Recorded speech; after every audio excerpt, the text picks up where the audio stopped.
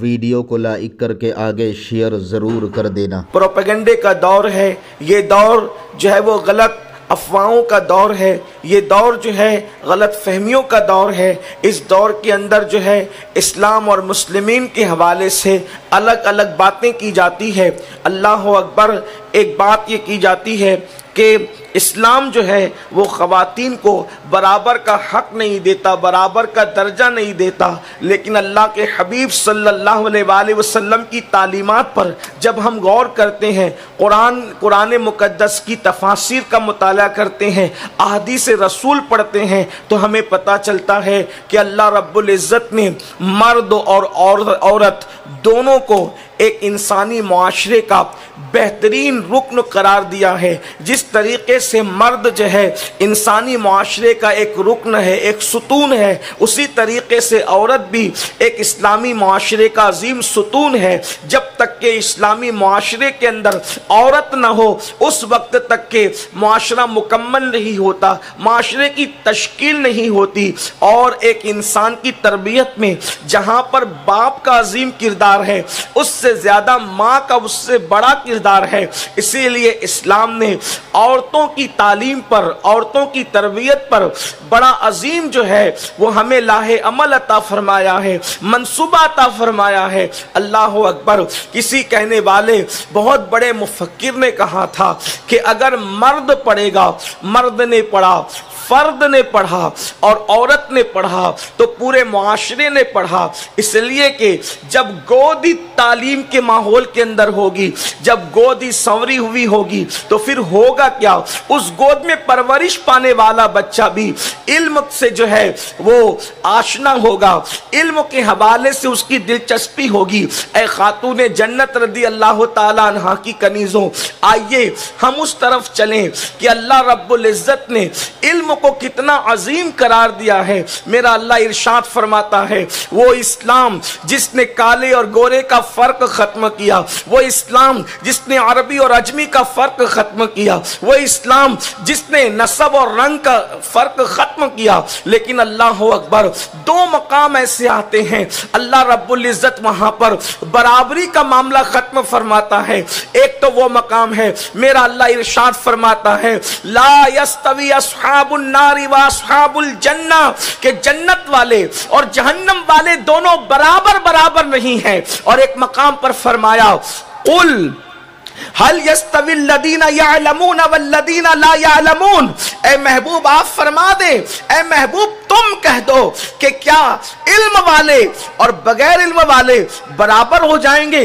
یعنی علم والے اور بغیر علم والے، پڑھے لکھے اور ان پڑھ دونوں کبھی برابر نہیں ہو سکتے۔ اندازہ فرمائیں، حسن نے انسان کو انفرادیت نہیں عطا کی، خالص نسب نے انسان کو انفرادیت نہیں عطا کی، خطے اور قبیلے نے انسان کو انفرادیت نہیں عطا کی، بلکہ انفرادی شان اسلام عطا کر رہا ہے، تو علم کی بنیاد پر عطا کر رہا ہے۔ اور اللہ اکبر، علم میں کے حوالے سے مردوں نے جتنی ترقی کی ہے، بعض مقامات تو ایسے آتے ہیں کہ اللہ اکبر، خواتین نے اپنی علمی خدمات کی وجہ سے، اپنے علمی ذوق کی وجہ سے کہیں پر جو ہے وہ مردوں کو پیچھے چھوڑ دیا ہے۔ آئیے اللہ اکبر، اللہ، ایک خاتون کا نام تاریخ میں آتا ہے جن کو اللہ اکبر بنت سیرین کے نام سے لوگ جانتے ہیں۔ اللہ اکبر، حضرت سیدنا محمد ابن سیرین کی بہن ہے۔ محدثین اور فقہاء لکھتے ہیں کہ بنت سیرین کی شان یہ ہے کہ محمد ابن سیرین اور امام حسن بصری جیسے لوگوں سے یہ خاتون علم میں آگے تھی۔ اللہ تبارک و تعالیٰ نے ان کو علم کا اتنا ملکہ عطا فرمایا تھا کہ ایسے عظیم جلیل القدر ہستیوں سے بھی یہ خاتون علمی معاملے میں آگے بڑھ گئی تھی۔ اللہ اکبر، اے خاتون جنت رضی اللہ تعالیٰ عنہ کی کنیزوں، آئیے ذرا ذرا دیکھیں علم کے معاملے کے اندر خواتین نے کیا کردار ادا کیا ہے۔ آج خواتین کا ذوق یہ بن چکا ہے، ان کی پوری دلچسپی یا تو زیورات میں ہے، یا تو اچھے کپڑوں میں ہے، یا تو گناہوں کے اندر ہے، یا تو برائیوں کے اندر ہے۔ اے خاتون جنت کی کنیزوں، کتنا تابناک ہے ہمارا ماضی، اللہ اکبر، کتنا درخشندہ ہے ہمارا ماضی، کتنا خوبصورت ہے ہمارا ماضی، اللہ اکبر۔ آئیے علم کے حوالے سے خواتین کا کارنامہ کیا ہے، ان کا علمی ذوق کیا ہے، ان کی علمی خدمات کیا ہے۔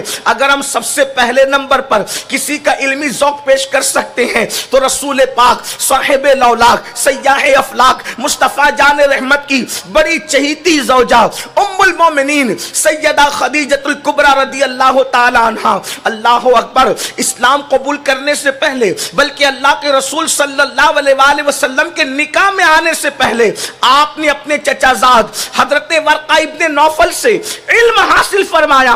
آپ اپنے زمانے کی بڑی عظیم شاعرہ بھی ہیں اور اللہ تبارک و تعالیٰ نے آپ کو بڑا علم بھی عطا کیا تھا۔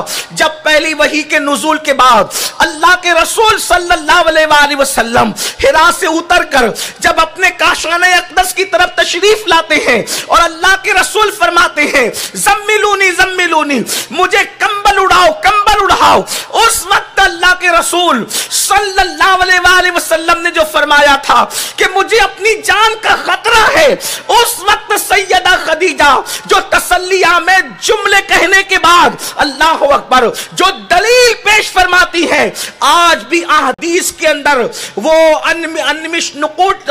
انمٹ نقوش کے طور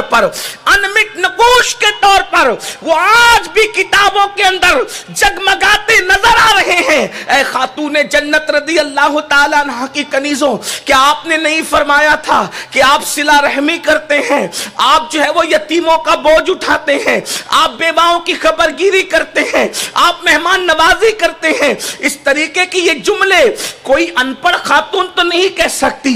اللہ اکبر، یعنی اللہ رب العزت نے آپ کو کیسا علم عطا کیا تھا، کیسی سمجھ عطا کی تھی۔ اور اس کے بعد جب ام المومنین سیدہ طیبہ طاہرہ عائشہ صدیقہ بنت صدیق کی باری آتی ہے تو یہ وہ مقدس خاتون ہیں جن کو مفتی چار ملت کہا گیا ہے۔ اللہ اکبر، سیدہ عائشہ صدیقہ رضی اللہ تعالی عنہ جن کے بستر پر قرآن نازل ہوتا ہے، اور اللہ اکبر ان کے بارے میں محدثین اور فقہاء نے لکھا ہے کہ آپ مجتہد صحابیات میں سے تھی، آپ علم کے معاملے میں درجہ اجتہاد کو پہنچی ہوئی تھی۔ اللہ رب العزت نے کیا علم عطا کیا تھا، اللہ کے رسول صلی اللہ علیہ وآلہ وسلم سے بغیر کسی واسطے کے آپ نے ڈائریکٹ علم حاصل کیا، اور علم حاصل کرنے کے بعد آپ نے 50 سال تک کے امت کی رہنمائی فرمائی۔ بلکہ علماء فرماتے ہیں نصف دین ام المومنین سیدہ عائشہ صدیقہ سے ملا ہے، اور اس کی تشریح میں کہا گیا اگر اللہ اکبر کمیت کے اعتبار سے نہ صحیح لیکن کیفیت کے اعتبار سے تو نصف دین ام المومنین سیدہ عائشہ صدیقہ رضی اللہ تعالیٰ عنہ کے ذریعے سے ہمیں نصیب ہوا۔ حضرت سیدنا ابو موسیٰ اشعری رضی اللہ تعالیٰ عنہ ارشاد فرماتے ہیں ایسی کوئی علمی مشکل میں نے نہیں پائی جو ہم مشکل لے کر کے ام المومنین عائشہ صدیقہ کی چوکھٹ پر پہنچے اور انہوں نے اس کو حل نہ فرمایا ہو۔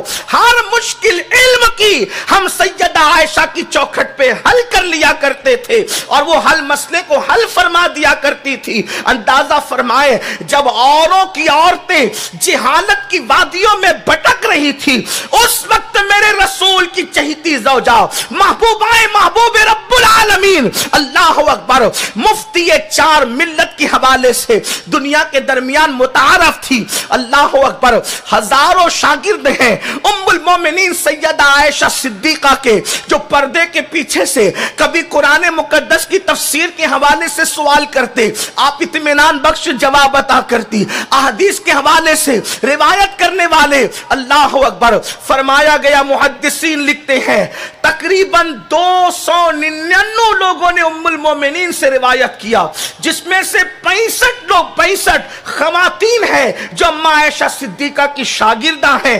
اللہ اکبر. آپ اندازہ فرمائیں 2210 احادیث ام المومنین سیدہ عائشہ صدیقہ سے روایت کی گئی ہیں. اندازہ تو فرمائیں. بلکہ بہت سارے معاملات میں ام المومنین جس طرح سے سوال اللہ کے رسول سے کیا کرتی تھی، ایسے بہت سارے لوگ سوال کرنے کی ہمت نہیں کرتے تھے. ایک مرتبہ اللہ کے رسول صلی اللہ علیہ وآلہ وسلم نے ارشاد فرمایا، اگر کسی کے 3 بچے بچپنے میں انتقال کر جائیں، اگر کسی کے 3 بچوں کا انتقال ہو جائے تو وہ 3 بچے اپنے ماں باپ کو جنت میں لے کر جائیں گے. ممکن ہے اس محفل کے اندر، اس مجمع کے اندر بہت ساری بہنیں ایسی ہوگی، بہت ساری خواتین ایسی ہوگی کہ اللہ اکبر ان کے بچوں کا انتقال ہو گیا ہوگا، ان کی گود خالی ہو گئی ہوگی، ان کی گود اجڑ گئی ہوگی. رحمت للعالمین زخموں پر کس طریقے سے مرہم رکھ رہے ہیں. اللہ کے سچے رسول صادق و مصدوق فرماتے ہیں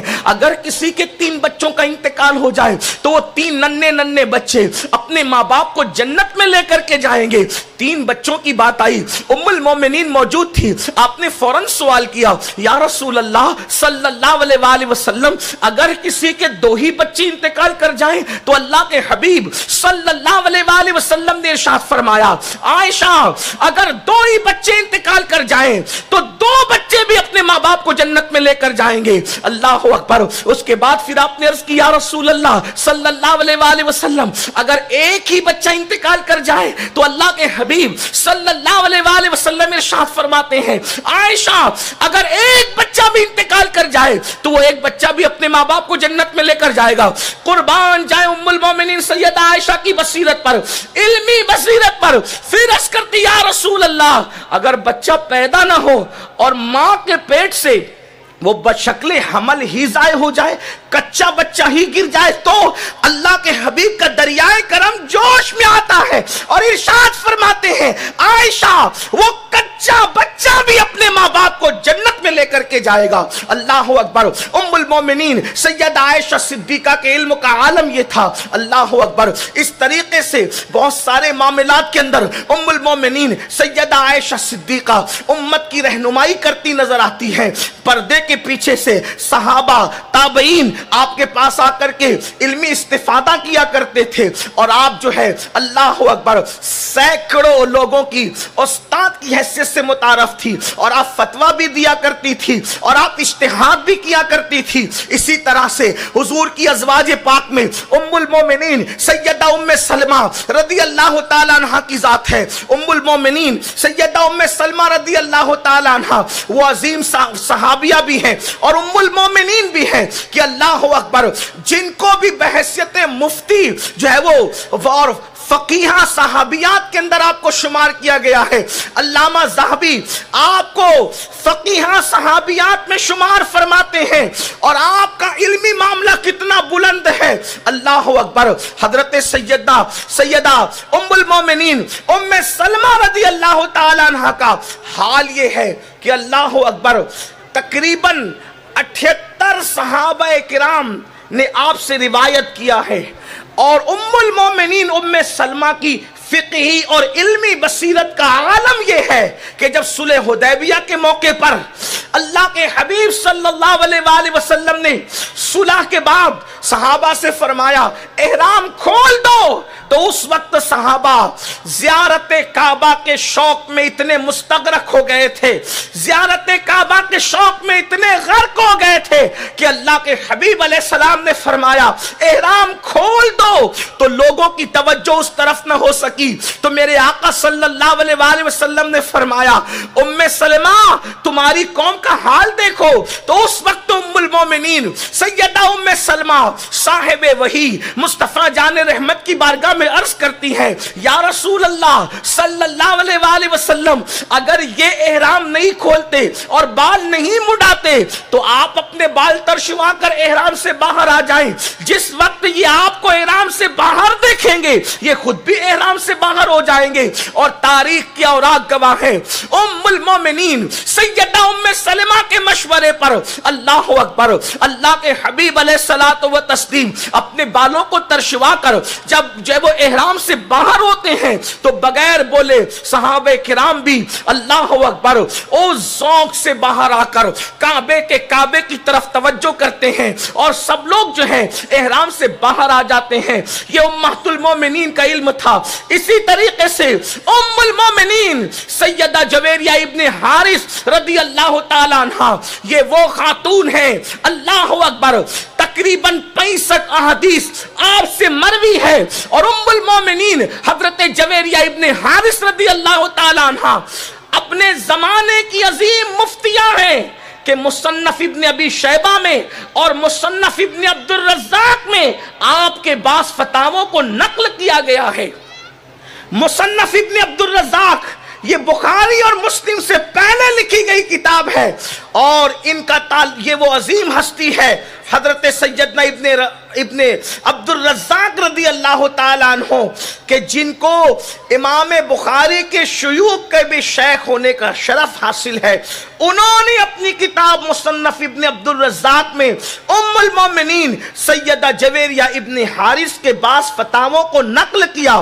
مصنف ابن ابی شیبہ کے اندر بعض فتاوے ام المومنین سیدہ جویریہ کے نقل کیے گئے. آپ اندازہ کریں اے خاتون جنت رضی اللہ تعالیٰ عنہ کی کنیزوں کیا ان کا علمی ذوق تھا. یہ تو امہات المومنین کی بات ہو گئی. اس کے بعد بناتے رسول کو دیکھیں. بناتے رسول کے بھی علمی جواہر پارے احادیث کی کتابوں میں موجود ہے, سیرت کی کتابوں میں موجود ہے. بالخصوص سیدہ کائنات مخدومہ کائنات ملکہ فردوس بری سیدہ طیبہ طاہرہ جن کے سر کے دوپٹے کو کبھی چاند و سورج نے نہیں دیکھا. میرے امام فرماتے ہیں جس کا آنچل نہ دیکھا مہو میر نے اس ردائے نزاہت پہ لاکھوں سلام. سیدہ ظاہرہ طیبہ طاہرہ جان احمد کی راحت پہ لاکھوں سلام. اللہ اکبر. وہ سیدہ کائنات وہ مخدومہ کائنات علم کا عالم کیا ہے. دراصل جو ہے وہ سیرت نگاروں نے لکھا ہے کہ اللہ کے حبیب صلی اللہ علیہ وسلم کے وصال کے بعد آپ کو صرف 6 مہینے کا وقت ملا اور اس 6 مہینے میں بھی آنکھوں سے آنسو کبھی خشک نہیں ہوئے. رات دن روتی رہی. اگر سیدہ کائنات فاطمہ الزہرا اللہ کے رسول صلی اللہ علیہ وسلم کے وصال کے بعد طویل عرصہ حیات رہتی تو علمی جواہر پارے اس شان سے بکھیرتی کہ دنیا کی عقل دنگ رہ جاتی. اللہ اکبر. بیٹی بچاؤ بیٹی پڑھاؤ کا نعرہ آج دیا جا رہا ہے. اللہ کے حبیب صلی اللہ علیہ وسلم نے 1450 سال پہلے بیٹی بچا کر بھی بتا دیا بیٹی پڑھا کر بھی بتا دیا. اللہ اکبر. ایک محفل میں مصطفیٰ جان رحمت صلی اللہ علیہ وسلم سوال کرتے ہیں. آقا کا سوال ہے یہ بتاؤ ایک عورت کے لیے سب سے بہتر چیز کیا ہے. ایک عورت کے لیے سب سے بہتر چیز کیا ہے. محفل کے شرکا نے جواب تو دیا لیکن مراد رسول کے مطابق جواب نہ ملا. اللہ اکبر. باب مدینۃ العلم سیدنا مولائے کائنات علی مرتضیٰ کرم اللہ تعالی وجہہ الکریم گھر تشریف لے گئے اور گھر جانے کے بعد آپ نے حضرت سیدہ کائنات سے فرمایا. آج اللہ کے حبیب صلی اللہ علیہ وسلم نے سوال فرمایا. آقا نے ارشاد فرمایا عورت کے لیے سب سے بہتر چیز کیا ہے. لیکن مراد رسول کے مطابق جواب دینے والوں نے جواب نہیں دیا تو سیدہ کائنات کہتی ہے عورت کے لیے سب سے بہتر چیز یہ ہے کہ وہ کسی اجنبی مرد کو نہ دیکھیں. توجہ فرمائیں حضور نے کیا تربیت کی تھی, کیا علم عطا کیا تھا, کیا بصیرت عطا فرمائی تھی. اللہ اکبر. مخدومہ کائنات فرماتی ہیں اللہ اکبر ارشاد فرماتی ہیں عورت کے لیے سب سے بہتر یہ ہے وہ کسی اجنبی مرد کو نہ دیکھے اور کوئی اجنبی مرد اس عورت کو نہ دیکھے. یہ چیز عورت کے لیے سب سے بہتر ہے. اتنا سننا تھا مولائے کائنات نے جا کر کے یہ جواب اللہ کے رسول کی بارگاہ میں عرض کیا. آقا ارشاد فرماتے ہیں کس نے دیا یہ جواب. جواب کے تیور جواب کا انداز سن کر عالم ما کانا وما یکون نے پوچھا علی یہ جواب کس نے دیا. عرض کیا یا رسول اللہ یہ جواب آپ کی شہزادی فاطمہ نے دیا. تو آقا نے ارشاد فرمایا کہ وہ تو میرے جگر کا ٹکڑا ہے. اللہ اکبر. یہ آپ کی علمی بصیرت ہے اور پھر حسنین کریمین کی تربیت آپ کی علمی بصیرت پر بہت بڑی دلیل ہے. اس کے بعد آپ دیکھتے چلے جائیں ताबईन के दौर में अल्लाह अकबर खवातीन का इल्मी ज़ौक़ क्या है, यानी वो इल्मी मामला फिर खत्म नहीं हुआ। हजरत सैयदना मालिक इब्न अनस इमाम दारुल हिजरा सैयदना इमाम मालिक रदी अल्लाह तबारक व तआला अन्हु कितने जलीलुल कद्र इमाम है। आपकी शहजादी ने मुअत्ता इमाम मालिक को पूरा ज़बानी याद कर लिया था, और इमाम मालिक जब मदीने मुनव्वरा में हदीस का दर्स दिया करते थे तो आप दरवाजे के पीछे खड़े होकर के आपकी शहजादी खामोशी के साथ सुना करती थी और सुनने के बाद उसको याद कर लेती थी। आप अंदाजा करें, आज खवातीन को तो गाने तो याद होंगे, खवातीन को गजलें तो याद होगी, लेकिन क्या अहदीस रसूल भी याद है? सोचो तो सही, वो भी तो औरतें थी जिन्होंने पूरी पूरी किताबें याद की थी, अहदीस की पूरी पूरी किताबें जिनको अज़बर थी। अल्लाह अकबर। अल्लाह इमाम मालिक की उस शहजादी की कब्र पर रहमत और नूर की बरसात फरमाए। मुअत्ता इमाम मालिक, उनके वालिद की लिखी हुई किताब उन्होंने पूरी ज़बानी याद कर ली थी और इल्म के उस मकाम पर फाइज थी। जब इमाम मालिक की महफिल सजा करती तो उस वक्त जब लोग हदीस सुनाया करते, हदीस पढ़ते, तो हजरत सैयदना इमाम मालिक की वो शहजादी अल्लाह अकबर वो दरवाजे के पीछे खड़ी हो जाती, और जब लोग गलत पढ़ते, हदीस पढ़ने में उनको मुगालता होता, तो आप लकड़ी को जमीन पे मारती और इमाम मालिक की तवज्जो को उसकी तरफ मबजूल कराती और उनकी इस्लाह किया करती थी। अंदाजा फरमाए, उन हदीस पढ़ने वालों मर्दों की इस्लाह अगर कोई करता नजर आ रहा है तो इमाम मालिक की शहजादी करती नजर आ रही थी। अल्लाह अकबर, ये उनका इल्मी मामला है। और उसके बाद देखें हजरत सैयदना सईद इब्ने मुसय्यब रदी अल्लाह तआला अन्हु, ये भी जलीलुल कद्र ताबई हैं। अल्लाह अकबर, इनके बारे में आपने अक्सर सुना होगा। सईद इब्ने मुसय्यब मौलाए कायनात के खास शागिर्दों में से थे और वाक़े करबला के मौके पर इनके हवाले से जो रिवायत है वो भी आपने सुनी होगी कि सईद इब्ने मुसय्यब जो है, जिस वक्त यजीद ने शरारत की और 3 दिन तक के मदीने मुनव्वरा को ताराज किया, तो हजरत सईद इब्ने मुसय्यब कहते हैं कि मैं दीवाना बनकर मदीने मुनव्वरा की गलियों में फिरता था और उसके बाद मैं देखता था 3 दिन तक के मदीने मुनव्वरा में मस्जिद नबवी में ना अजान हुई ना नमाज हुई, लेकिन मैं ये देखता था जब मस्जिद नबवी में घोड़े बन गए, जब मस्जिद नबवी की बेहुरमती हुई और मैं दीवाना बन के फिरता, उन्होंने मुझे पकड़ा, मारा, दीवाना समझ करके छोड़ दिया। लेकिन मैंने क्या देखा, जब अजान का वक्त होता था तो कब्र रसूल से अजान की भी आवाज सुनी गई, और जब नमाज का वक्त होता था तो कब्र रसूल से मैंने नमाज की आवाज भी सुनी। मेरे इमाम फरमाते हैं, तू जिंदा है वल्लाह, तू जिंदा है वल्लाह, मेरे चश्मे आलम से छुप जाने वाले वही सईद इब्ने मुसय्यब, इतने बड़े ताबई, इतने बड़े आलिम, इतने बड़े फकीह, इतने बड़े मुहद्दिस थे। आपकी किताबें आपकी बेटी ने, जिसका नाम दुर्राह बताया जाता है, उन्होंने आपकी वीडियो अगर अच्छा लगा हो तो लाइक करके आगे शेयर ज़रूर कर देना। अल्लाह रब्बुल इज़्ज़त इसका सिला, इसका सवाब आपको ज़रूर अता फ़रमाएगा। और अपने दोस्तों से इस चैनल को ज़रूर सब्सक्राइब कराइएगा ताकि वो लोग भी जो है दीनी मालूमात हासिल कर सकें। अल्लाह हाफिज़। अस्सलामु अलैकुम व रहमतुल्लाहि तआला व बरकातुहू।